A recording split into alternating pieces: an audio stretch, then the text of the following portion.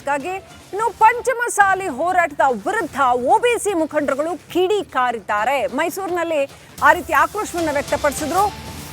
ಹಿಂದುಳಿದ ವರ್ಗಗಳ ಜಾಗೃತ ವೇದಿಕೆ ಅಧ್ಯಕ್ಷ ಕಿಡಿಕಾರಿದ್ದಾರೆ, ಸಿಡಿಮಿಡಿಗೊಂಡಿದ್ದಾರೆ. ನಮ್ಮ ಅನ್ನದ ತಟ್ಟೆಗೆ ಕೈ ಹಾಕಿದ್ರೆ ಕೈ ಕಟ್ ಮಾಡ್ತೀವಿ ಅನ್ನೋಂಥ ಮಾತನ್ನ ಹಿಂದುಳಿದ ವರ್ಗಗಳ ಜಾಗೃತ ವೇದಿಕೆ ಅಧ್ಯಕ್ಷ ಹೇಳಿದ್ದಾರೆ. ಇನ್ನು ಜಯಮೃತ್ಯುಂಜಯ ಸ್ವಾಮೀಜಿ ಕುರಿತಾಗಿ ಸ್ವಾಮೀಜಿ ಬಿಜೆಪಿ ಏಜೆಂಟ್ ಅಂತ KS ಶಿವರಾಮು ಕಿಡಿಕಾರಿದ್ದಾರೆ.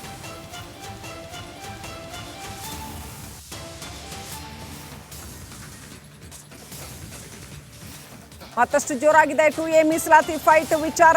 ಸಿಎಂ ವಿರುದ್ಧ ಜಯಮೃತ್ಯುಂಜಯ ಶ್ರೀ ವಾಗ್ದಾಳಿ ನಡೆಸಿದ್ರು.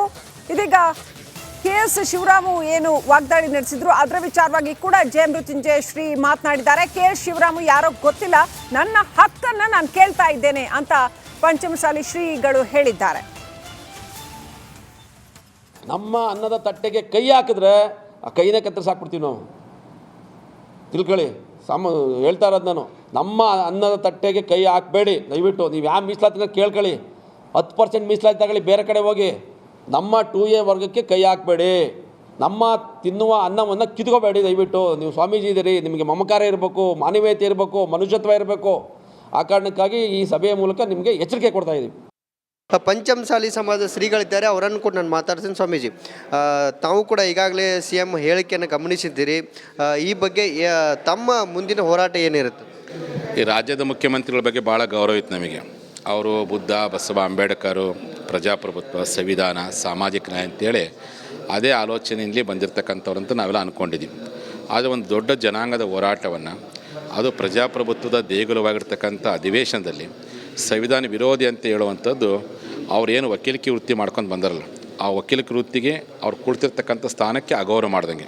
ನಮ್ಮ ಲಿಂಗಾಯತ ವಿರೋಧಿ ಧೋರಣೆ ತಳಿ ನಮ್ಮ ಜನರ ಮೇಲೆ ಮಾರಣಾಂತಿಕವಾಗಿ ಹಲ್ಲೆ ಮಾಡಿಸಿರಲ್ಲ, ಅದಕ್ಕೆ ಇಡೀ ಲಿಂಗಾಯತ ಸಮಾಜ ಕ್ಷಮೆ ಕೇಳಬೇಕು ಅಂತೇಳಿ ಹಕ್ಕೊತ್ತಾಯಿಸಿ ನಾಳೆ 16ನೇ ತಾರೀಕಿಂದ ಅಧಿವೇಶನ ಇರೋವರೆಗೂ ಮುಖ್ಯಮಂತ್ರಿ ಕ್ಷಮೆ ಕೇಳಬೇಕು ಸಮಾಜದ್ದು.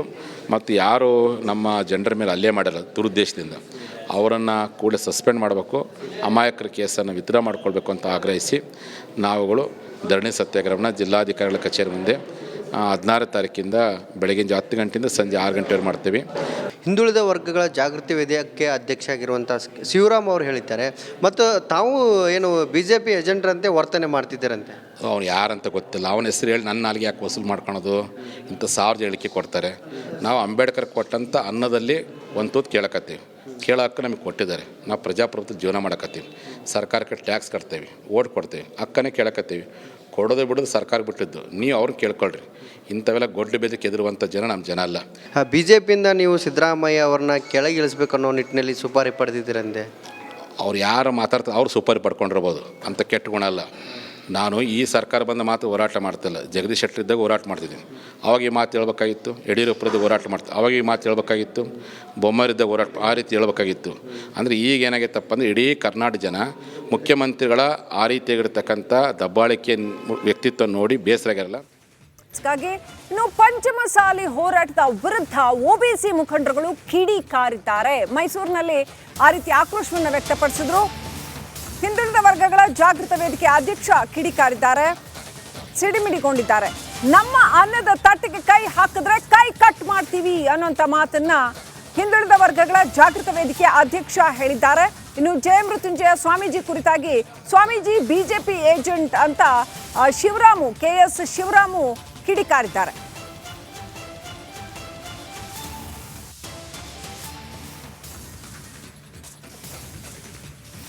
ಮತ್ತಷ್ಟು ಜೋರಾಗಿದೆ 2A ಮೀಸಲಾತಿ ಫೈಟ್ ವಿಚಾರ. ಸಿಎಂ ವಿರುದ್ಧ ಜಯಮೃತ್ಯುಂಜಯ ಶ್ರೀ ವಾಗ್ದಾಳಿ ನಡೆಸಿದ್ರು.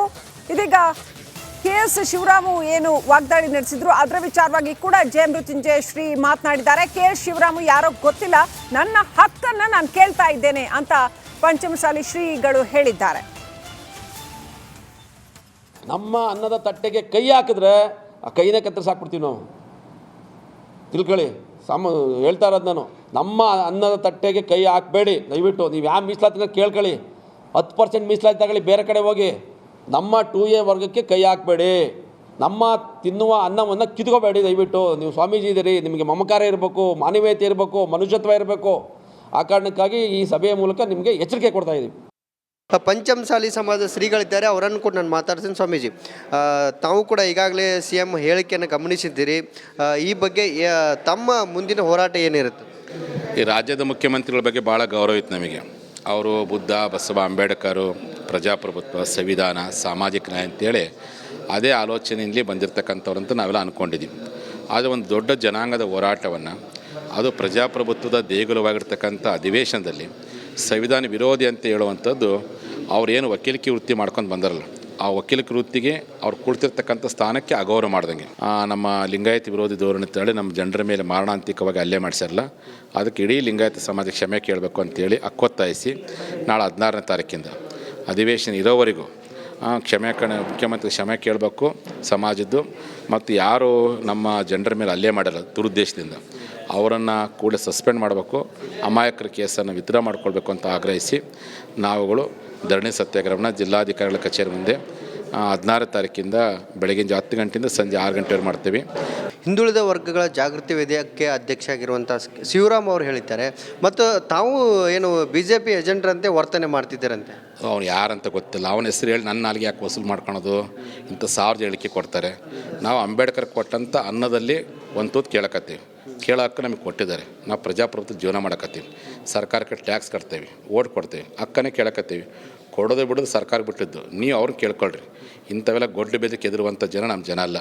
BJPಯಿಂದ ನೀವು ಸಿದ್ದರಾಮಯ್ಯ ಅವ್ರನ್ನ ಕೆಳಗಿಳಿಸ್ಬೇಕು ಅನ್ನೋ ನಿಟ್ಟಿನಲ್ಲಿ ಸುಪಾರಿ ಪಡೆದಿದ್ದೀರಂತೆ. ಅವ್ರು ಯಾರು ಮಾತಾಡ್ತಾರೆ ಅವ್ರು ಸುಪಾರಿ ಪಡ್ಕೊಂಡಿರ್ಬೋದು, ಅಂಥ ಕೆಟ್ಟ ಗುಣ ಅಲ್ಲ.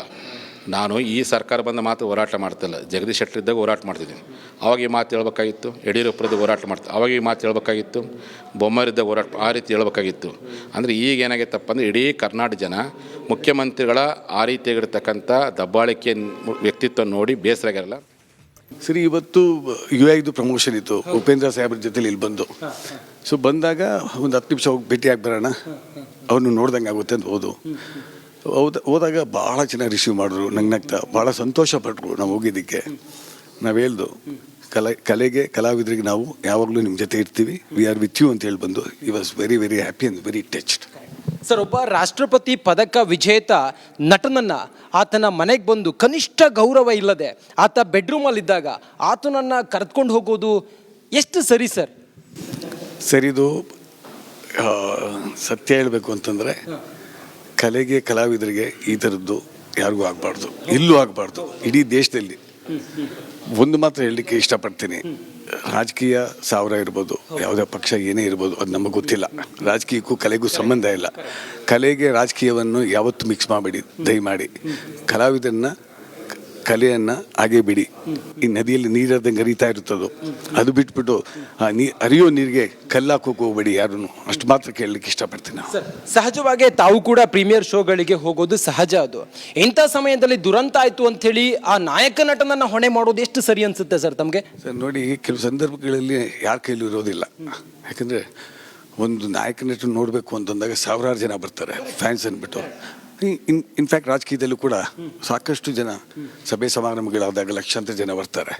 ಅಲ್ಲಿ ಏನಾದರೂ ಒಂದು ದುರಂತ ಆದರೆ ಅದು ಇವ್ರ ಮೇಲೆ ಹೊಣೆ ಮಾಡಲಿಕ್ಕೆ ಇದು ಅಕ್ಷರತಃ ನನಗೇನೋ ಸರಿ ಅನಿಸ್ತಾ ಇಲ್ಲ ಸರ್. ಯಾಕೆಂದರೆ ನಾವು ಒಂದು ಕಾರ್ಯಕ್ರಮ ಮಾಡ್ತೀವಿ, ಏನೋ ದುರಂತ ಆಗಬೇಕು ಅಂತ ಮಾಡೋದಿಲ್ಲ, ಗೊತ್ತಿಲ್ಲದೆ ಆಗ್ಬಿಡುತ್ತೆ. ಅದಕ್ಕೆ ಯಾರು ಹೊಣೆ ತೊಗೊತಾರೆ ಹೇಳಲಿಕ್ಕಾಗಲ್ಲ. ಮ್ಯಾಕ್ಸಿಮಮ್ಮು ಇವರೇ ಹೋಗಿ ನಿಂತ್ಕೊಳ್ಳೋಕ್ಕಾಗಲ್ವಲ್ಲ.